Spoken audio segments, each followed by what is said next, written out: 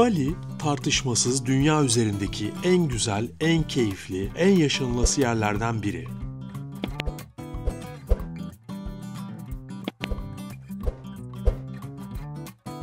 Gerek tabiatı, gerek insanların cana yakınlığı ve güler yüzlülüğü, gerekse hayatın rahat ve kolay oluşu, Bali'yi böylesine muhteşem kılıyor.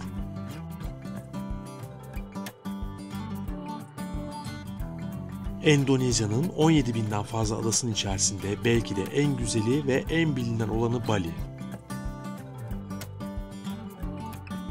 Mistik tapınakları, yemyeşil ormanları, uçsuz bucaksız plajları ve daha bir sürü güzelliğiyle sizi bambaşka maceralara sürüklerken, bu adada geçirdiğiniz her an hayatınızın en güzel anlarından biri olmaya aday. Bali, aktif volkanik hareketlerin olduğu bir bölgede yer alıyor. Bu sebeple adada halen aktif olan iki yanardağ var: Agung Dağı ve Batur Dağı.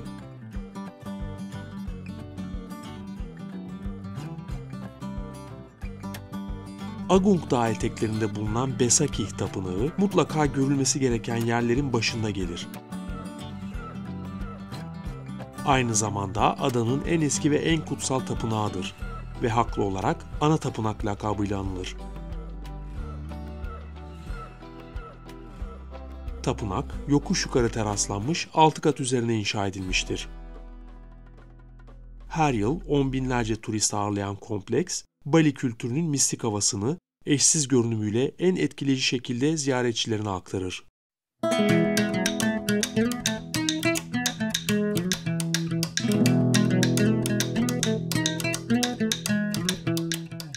Adanın diğer aktif yanardağı olan Batur Dağı'na düzenlenen turlara, güneşin doğuşunu izlemek üzere katılabilirsiniz. Yalnız bu tura katılmak isterseniz 8 kilometre uzunluğunda ciddi performans gerektiren 3 saatlik bir yürüyüşle zirveye ulaşıldığını belirtmeliyiz. Bu sebeple insanlar tırmanışa gece saat 3 civarında başlıyor. Özellikle parkurun son 500 metrelik kısmını yürümek oldukça yorucu. Gerek karanlık, gerek dikleşen eğim sebebiyle tırmanış tehlikeli bir hal alabiliyor.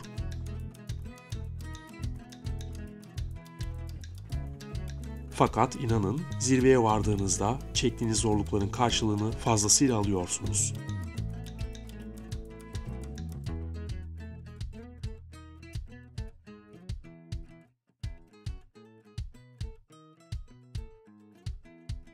Bali, mercan kayalıklarıyla çevrili bir ada.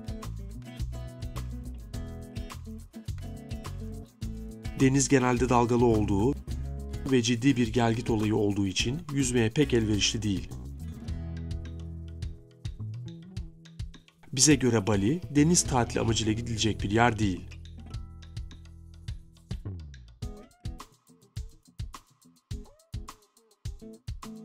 Tabii eğer sörf veya dalış gibi hobileriniz varsa o zaman iş değişir. Biz Amet bölgesinde birbirinden güzel 4 dalış yaptık. Bu dalışları linkini burada ve aşağıda paylaştığım ilk Bali videomuzda seyredebilirsiniz.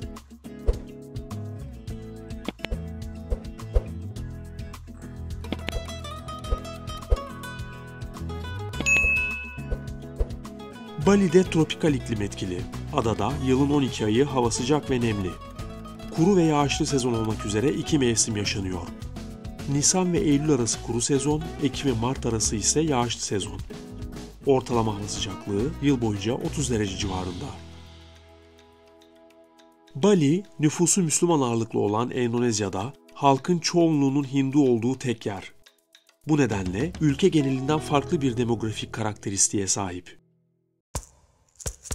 Adanın %83'ü Hindu, %13'ü Müslüman, geri kalanı ise Hristiyan ve Budist. Bali'nin kültürel şekillenmesinde en büyük rolü de Hinduizm oynar. Burada yaşayan halk kendisini Hinduizm öğretileri doğrultusunda dans, müzik, sanat ve günlük ritüellerle ifade eder. Böylece ortaya çok renkli bir Bali kültürü çıkar. Kısacası Bali'de kültür ve toplum düzeni, gelenek ve din üzerine kuruludur.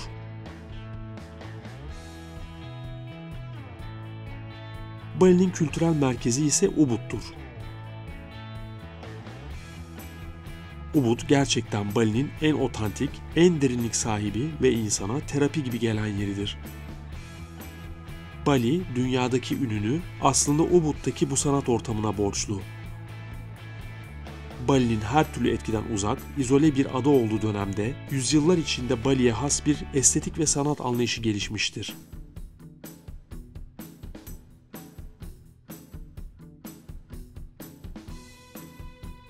...19. yüzyılda adadaki tüm zanaatkarların ve sanatçıların Ubud'a toplanmasıyla Ubud bir sanat merkezi haline gelir. Ama asıl olay batılı sanatçıların bu hazineyi keşfetmesiyle başlar.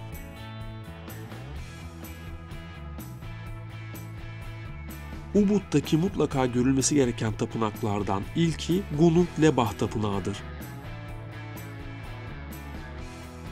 Tapınak, Kampuhan Nehri'nin köprüsünün hemen altındadır.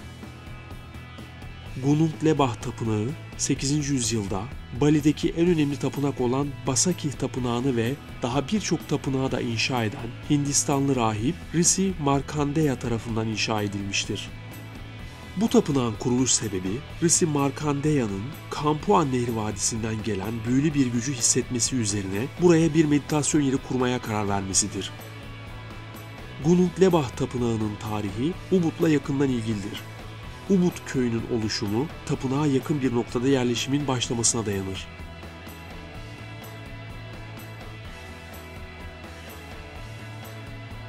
Kampuhan Nehri bölgesinde ilaç olarak kullanılabilecek birçok bitki türü bulunmaktadır. Bu sebeple köye ilaç anlamına gelen Ubat kelimesinden türetilmiş Ubud adı verilir.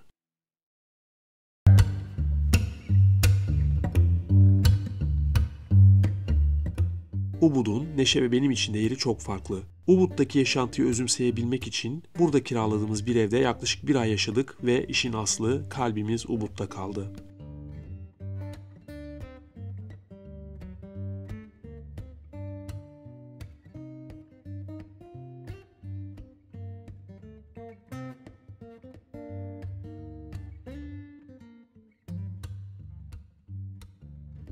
Su sarayı olarak da bilinen Tirtha Ganga, Bali'nin Karangasem bölgesindedir. Karangasem hanedanlığının eski ikametgahı olan büyüleyici su sarayının adı Ganj nehrinden gelen su anlamına gelir.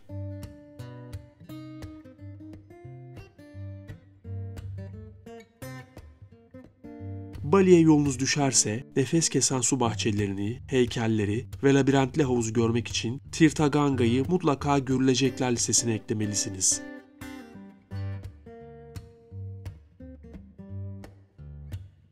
Kalabalıklardan kaçınmak ve rahat fotoğraf çekilebilmek için erken saatlerde gitmekte fayda var.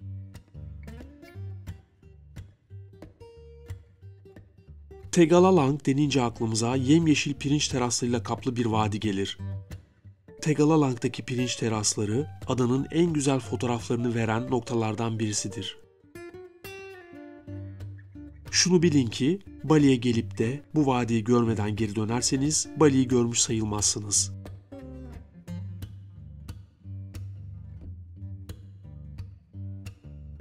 Mayıs ayı sonunda yağmur mevsimi sonrasına ziyaret ettiğimizde bütün vadi göz alabildiğine yemyeşil bir renge sahipti. Bali'de pirinç için Tanrı'nın hediyesi denir. Pirinç, Bali kültürünün yapı taşıdır. Çünkü yüzyıllarca bu toplumu besleyip ileri götüren en önemli besin kaynağı pirinçtir. Bugün hala Balililer günlerinin büyük bölümünü pirinç tarlalarında geçirir. Pirince atfedilen değerin hem kültürde, hem dinde, hem de günlük yaşamda yansımalarını görmeniz hala mümkün. Bali'nin yerli yabancı en çok ziyaretçi alan yeri olan Tirtha Empul Tapınağı, Tegalalang'a birkaç kilometre uzaklıkta bulunan kutsal su tapınağıdır. Milattan sonra 926 yılında kurulmuş ve Hindu su tanrısı Vishnu'ya adanmıştır. Tapınağın adı Bali dilinde kutsal su kaynağı anlamına gelir. Doğal kaynak havuzlarından ve çeşmelerden oluşan tapınağa Hindular arınma ritüellerini gerçekleştirmek için gider.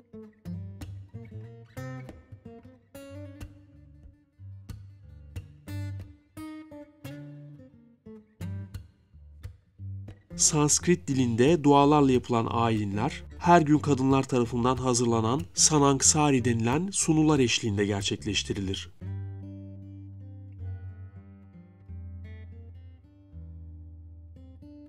Bu sunular genellikle muz yapraklarından yapılır ve içine çiçek, pirinç gibi erzaklar konularak yakılan tütsülerden oluşur. Doğanın kendilerine verdiklerine teşekkür niteliğinde kadınlar tarafından her gün hazırlanan bu tabaklara, başta tapınaklar olmak üzere adanın her yanında rastlamak mümkün. Bu, bir çeşit karşılıksız özveri olarak yaratıcıya şükran hediyesi olarak sunulur. Aynı zamanda Endonezya kültüründe yaygın olan kötü ruhlara canlıları rahatsız etmemeleri için verilen bir çeşit rüşvet olarak da yorumlanabilir.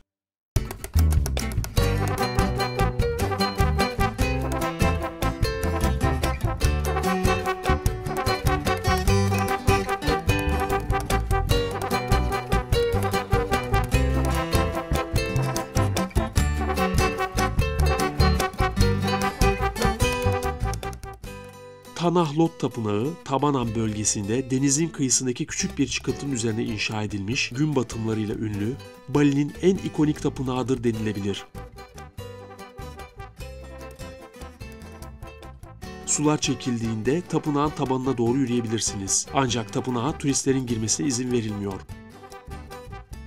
Buna rağmen tapınak, Bali'nin en popüler cazibe merkezlerinden biri olmaya devam ediyor.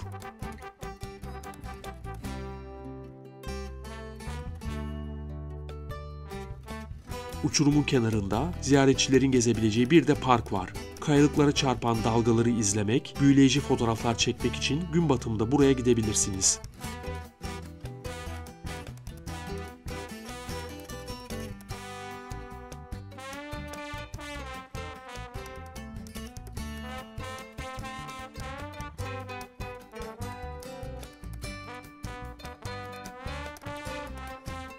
Bilindiği gibi Hinduizmin en önemli prensiplerinden biri doğa ve insan arasındaki uyumu yakalamaktır. Maymun Ormanı da Ubud'un ortasında, içinde 3 tane tapınak olan ve 1000 civarı maymunun yaşadığı kutsal bir yer. Maymunlar çok tatlı görünüyorlar. Fakat onların vahşi hayvanlar olduğunu unutmamak gerekiyor. Bu yüzden onları beslemeye kalkmayın ve gözlerine direkt olarak bakmayın. Çünkü bunu tehdit olarak algılayıp saldırıya geçiyorlar. Bir de şapkalarınıza, gözlüklerinize, küpe gibi parlak eşyalarınıza sahip olun. Çünkü aşırı meraklılar ve açıkta buldukları her şeyi çalıp götürüyorlar.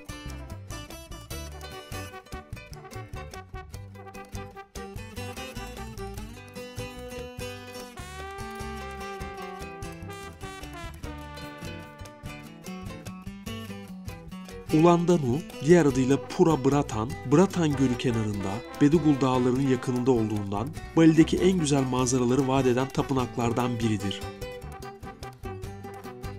Bulunduğu yükseklik nedeniyle burası Bali'nin geneline oranla daha serindir. Balililer yüzyıllar önce dağlardan gelen kaynak sularının daha alçak bölgelere ulaşabilmesi için Subak adı verilen bir sulama sistemi kurmuşlar. Bu sistem bugün hala kullanılıyor. Pura Bratan'da bu sistem üzerinde bulunan hem ibadet yapılan hem de suyun dağıtımının sağlandığı birçok su tapınağından biri.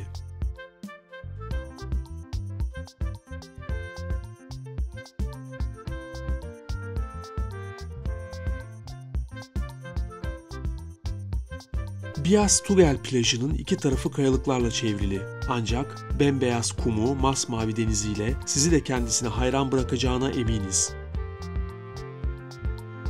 Bias Tugel plajı, Bali'nin doğu kıyısında yer alan ve ziyaretçilerine daha kalabalık turist bölgelerden kaçış imkanı sunan büyüleyici bir yer. Denizin sığ ve genellikle dalgasız olması, burayı çocuklu aileler için güvenli bir seçenek haline getiriyor. Plajın etrafı yemyeşil tepelerle çevrili.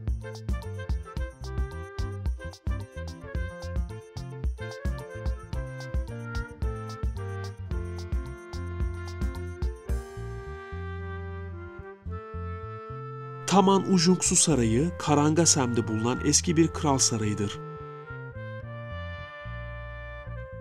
Bali, Çin ve Hollanda etkilerinin büyüleyici bir karışımıdır. Yüzen saray, Karangasem'in son kralı için 1921 yılında inşa edildi ve tamamlanması birkaç yıl sürdü. Bali'nin en büyük tarihi simge yapılarından biri olarak kabul edilir.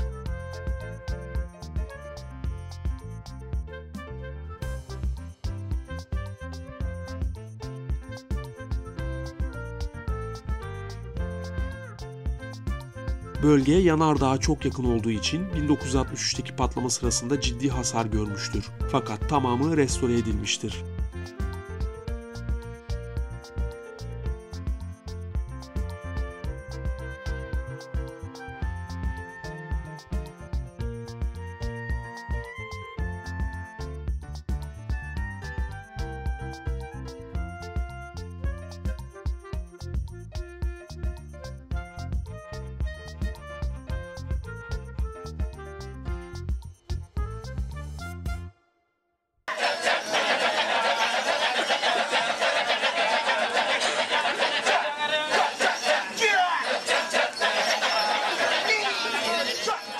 Görülmeye değer bir başka gösteri de Uluwatu Tapınağı'nda gün batımında yapılan Kecak dansı gösterisi.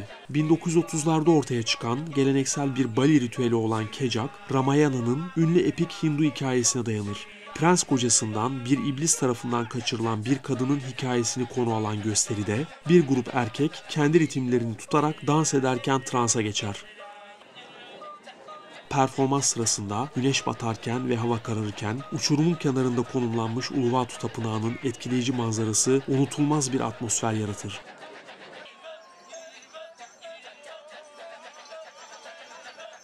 Bali kültürünü biraz daha yakından tanımak için güzel bir fırsat olsa da gösterinin oldukça yavaş ilerleyen bir akışı olduğunu ve çoğu izleyicinin ilk 10 dakikadan sonra sıkılmaya başladığını belirtmeliyiz.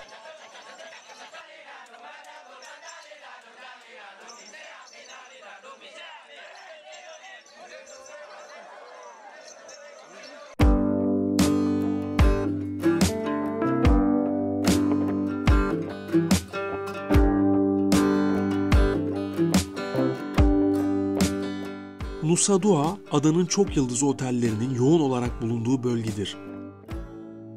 Sahil şeridinde gelgitin izlerini hayranlıkla izleyebilirsiniz.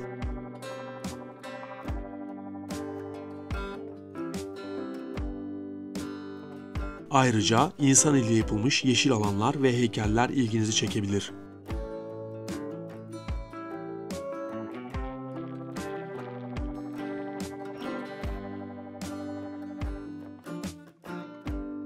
Lempuyang Tapınağı hem Bali'deki en kutsal yerlerdendir hem de ikonik kapısında fotoğraf çektirmek en popüler turist atraksiyonlarından birisidir. Şansınıza hava açıksa kapının tam ortasında Agung Dağı belirir ve fotoğrafa harika bir etki katar. Ubud bölgesinde sergilenen Legong dansında hikaye farklılıklar gösterse de konunun özü genelde aynıdır. İyi ve kötü ruhlar arasındaki savaş. Göz alıcı renkli kostümler, abartılı makyajlar ve yüz ifadeleri barındıran dansa bir de canlı orkestra eşlik eder. Barong adı verilen ve Bali'nin her yerinde dans, heykel ve oyma taşlarda karşımıza çıkan ejderha benzeri bu yaratık, kötü ruhları korkutabilmesi için olabildiğince çirkin tasarlanmıştır.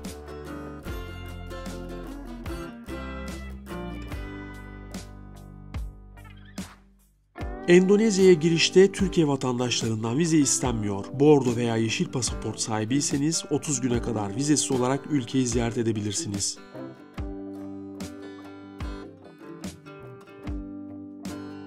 Bu bölümde size neşe ve bende derin izler bırakan Bali'de yaşadıklarımızı aktarmaya çalıştık.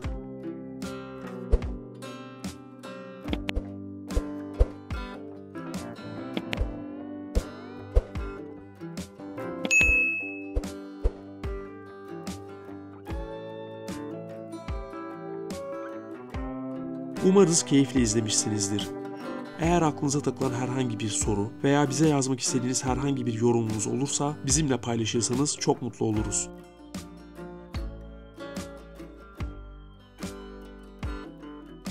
Bir sonraki bölümde Güneydoğu Asya'daki gezimizin bir sonraki durağında görüşmek dileğiyle, hoşça kalın.